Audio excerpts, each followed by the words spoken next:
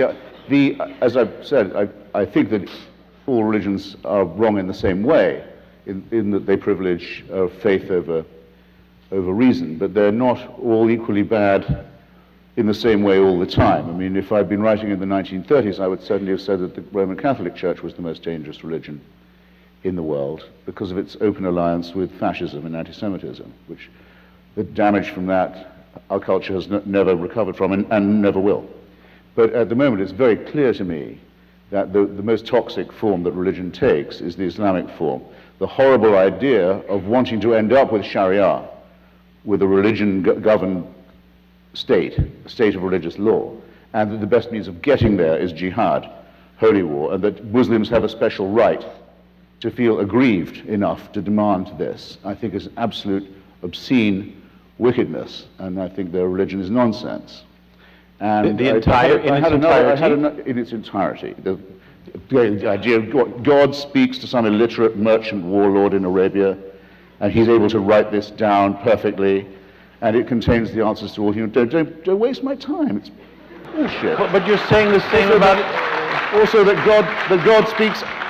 The Archangel Gabriel speaks only Arabic, it seems. I just want to say, in retrospect, you were very civil, actually. I don't know what I was thinking. This is the same characterization of all religions? Well, actually, no, because remember, Islam makes one special claim for itself. All religions claim to be revealed truth. They all are founded by divine revelation. But Islam rather dangerously says, ours is the last and final one. There can't be any more after this. This is God's last word. Now, that's straight away a temptation to violence and intolerance. And if you note, it's a temptation they seem quite willing to fall for. Returning now to our top story, the outrage in the Muslim world over caricatures of the Prophet Muhammad. Any depictions of Muhammad are offensive to the faithful. But in many Western nations, freedom of expression is a sacred right as well, including the freedom to express offensive ideas. Well, for some perspective on this, I spoke with columnist and author Christopher Hitchens and Ahmed Yunus with the Muslim Public Affairs Council. This is a debate. They do not pull any punches. And we began by talking about the decision of many media outlets, including CNN, to pixelate the images of Muhammad. Now, I know, as well as you do, that you have not done that in order to avoid sparing the hurt feelings of my fellow guest. You've done it because you're afraid of retaliation and of intimidation. Now, I'd like to ask him and anyone else who agrees with him who's watching, is that the relationship they want to have with the free press? Because if we have to use this stupid word offensive, those of us who believe in the Enlightenment and the Constitution and the First Amendment are very much offended by this mad, babyish conduct. But we don't go out and kidnap the nearest Muslim we can find and take him hostage till someone apologizes. Okay. We don't violate diplomatic immunity. We don't, which is one of the most precious things in the international community, much more precious than the right of Muslims not to have their feelings hurt. The whole thing is a scandal, and we're all running scared from it. Okay, let's let Ahmed Yunus. Ahmed, jump in here. I know you want to respond. Yeah, absolutely. This is not about hurt feelings. It's about strategic discourse. The people that we see on TV are... well, hold on, Christopher. The people that we see on TV are less than 1% of the Muslim masses. The gravamen of the discussion here is the vast majority of Muslim moderates that are offended from their role in a post-9/11 and in a conflict-oriented situation, which is at the apex of counterterrorism, at the apex of an engagement, of a discussion of hearts and minds. Of course, freedom of expression stands, and no one is asking the Danish government to stifle expression. But yes, freedom of expression, yes, hold on, Christopher, freedom of expression and the responsibilities of discussion, the responsibilities of those with power and privilege to ensure that there is comity between different groups, a belated response by the government, and then a continuing of republishing and reprinting these cartoons. We have freedom of expression here in the United States, but the president and the major media have chosen not to engage. The Pope believes in freedom of expression, but he has condemned these cartoons. It's about strategic... Christopher, I want to let Christopher in here. Christopher, I mean, what is this babble? The State Department has said that it apologizes and thinks these things are offensive, and it's done so without, as far as I know, any permission from the American people to say that we take that view. I'm glad to hear you say it's only 1% of the Muslim world that takes this opinion. In that case, why are we treating the leaders of these lynch mobs and bullying gangs as if they were representative of your religion? That's a very good question. And why is it that we can't get condemnation so easily, or at all, when, for example, Shia mosques and funeral processions in Iraq are blown up by Muslim fascists? Christopher, Isn't the that vast sacrilege majority... to you? Ahmed Yunus, jump The in. vast majority of Muslims condemn attacks on Shia communities, condemn attacks on Christian communities in Muslim countries. Name one. The Council on American-Islamic Relations sent a delegation to Iraq to try to release Jill Carroll. We have done the same with Margaret Hassan. We engage continuously. Hostage trading. We were against the Okay, Taliban. wait a minute. I want to jump in here for We don't need both care of you. to do. Excuse me, we don't need hang Islamic on. groups in America Christopher, doing I got to hostage jump in trading here in because the point is made here, and this comes up over and over again, that when we talk about the most radical of Muslims, they're the ones who get the attention. The whole of the faith gets painted with this brush by the kinds of pictures we're showing today of burning buildings. As awful as it is there a fair point being made here that this clearly is not representative? Absolutely, and if we look at... Christopher, please.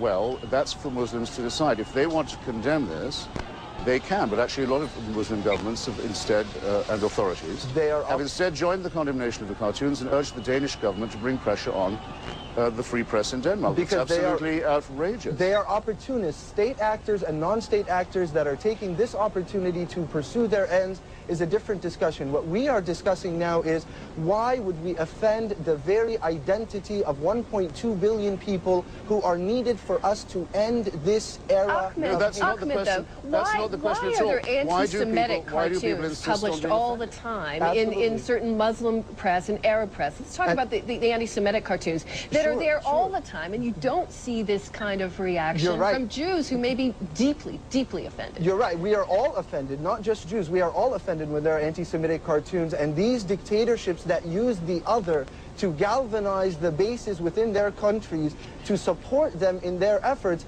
are acting contradictory to the interests of Muslims. We condemn that type of anti-Semitic behavior. We condemn it when it's against any other community, be it by Muslims That wasn't like the the Taliban. question. That wasn't the question. This is the same Europe that wasn't what you were being asked. This is the same Europe that had a genocide against Muslims, the largest genocide since the Holocaust. We have got to be strategic. We have got to ensure that we are not negligently bolstering the haters that are finding excuses for Okay, attacking. I'm not just a jump in. potted plant here.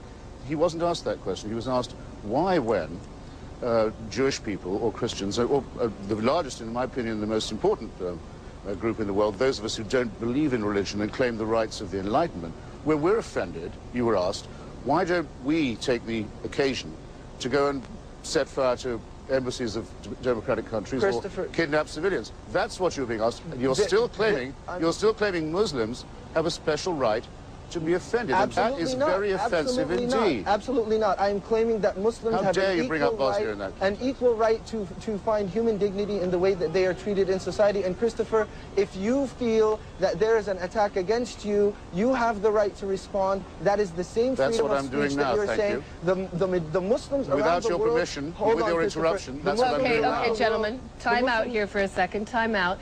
Christopher, I want to go back to the first point you made, and that is, how newspapers and news organizations make their decisions about this. And you mentioned, CNN's decision to pixelate these. You're right. I mean, partly based on fear of reprisals against our staff, but also partly based on fear of offending. And I want to put it to you this way. I mean, do non-Muslims have any obligation, in your view, to be respectful of this aspect of the Muslim faith and to make an extra effort not to offend? Look, I'm not asking for the right to slaughter a pig in a mosque or to defecate on a Quran or anything of this kind. I am saying, though, that religion makes very large claims for itself. Islam claims that it is the total solution to all human problems, and this is not about Islam. And that the sooner that it's imposed on everyone, the better. Well, that's a point of view, but it can't. If it's going to make such claims, it has to drop the demand that it be immune from criticism and especially from satire. To many of us, the claims of the Prophet Muhammad, or his claim to be a prophet, are absurd. Muhammad, and of course we have the right to do that, just as we have the right to represent unchaste nuns and child-raping priests and the other people who also claim a special right because they claim that their own bigotry is divine. Ahmed This Yunus, is why is it so different for the Muslim faith? This is a fabricated discussion. The issue here is not the freedom of the West and the isolation of the Muslim world. One of the primary goals of Sharia, as studied in classical discourse, is the protection of the products of the mind and the protection of freedom of speech. That's not what we are addressing. We are not asking anyone to follow Islamic law. No one in the world is saying that there should be an inhibition against this type of speech. But what we're saying is those with the ability to move discussions forward for peace, forward for an ability to see each other, they have a responsibility to act. It is not babble, Christopher Hitchens. Babble. This is not the first time. These types of cartoons. This isn't the first time. These types of The cartoons. religious leader of Islam called for the murder in his own name for money of a novelist living in England who wasn't a Muslim. Who is this religious leader of Islam? We are Muslims, sir. We all represent ourselves. Our tradition has been clear. The Ayatollah Khomeini did not consider you as equal, let's say. The tradition of the Prophet is clear, comity between all people, religious freedom for all people, even those that do not believe in God. We are the vicegerents of that matter. We have to leave it there, gentlemen. I appreciate it. They claim a special right, and they claim it at gunpoint and by force. No, Christopher, that's the last word, gentlemen. Christopher Hitchens and Ahmed Yunus. Offensive. Both of you, it's been spirited, it's been interesting, and it's going to continue. That much is to be sure. Thank you both for being here. Well, don't waste my time. It's bullshit. But you're Christopher, fear isn't exactly the same thing as hate. Christopher, isn't it possible to fear Islam or some aspects of it and be free of hate and not be a bigot? Well, phobia, I think, as well as meaning fear, does imply dislike, and I dislike Islam as I dislike all religion. I'm just astounded there by the turn the discussion has taken. Every day, all the time, we have to hear propaganda pumped out of radio stations across the Muslim world, telling children to kill Jews, telling children to kill Hindus, telling children to kill Christians, telling them that their sisters and mothers and aunts are inferior, telling them that homosexuals should be stoned. We have to read and claim not to be offended about the stoning of 10 people in the Islamic Republic of Iran in the last week alone for crimes that they did not commit. There would not be crimes except under the mad religious laws that Islam proposes. Mr. Hooper has to get used to this idea. Some of us find that offensive too, but we don't demand that he be shut down or be prosecuted. We put up with his self-pity. We put up with his rantings and his distortions because we believe in the First Amendment. All we ask in return is that he upholds. All we demand in return is he upholds the First Amendment too. We love the First Amendment. We uphold it every day. And the First Amendment also protects free expression of religion, and when you engage in acts of intimidation against a religious group, that goes against the First Amendment. Dennis Prager, you get the last word tonight. You have neither read nor understood. I'd like to ask, Mr. Hooper said that he welcomes criticism of Islam. Can one say that women, as a rule, are treated better in the Western world than the Islamic world? Is one who says that, is that person an Islamophobe? No, yes or no? we discuss that issue every day. So one can say that. So one can say that and not be accused. Again, you set up a false premise. We discuss that kind of issue all the time. I asked that. And by the way, the website that Mr. Prager is defending, the website that Mr. Prager is defending says that we should make the life of Muslims in the West so difficult they will leave. Gentlemen, I've got to leave it there. That I don't agree with. I do not agree with that sentiment. Well, then tell Mr. Spencer that. I wish we had more time to continue this, but we don't. Christopher Hitchens, Ibrahim Hooper, Dennis Prager, thank you all. Thank you. Well, don't waste my time. It's bullshit. But you're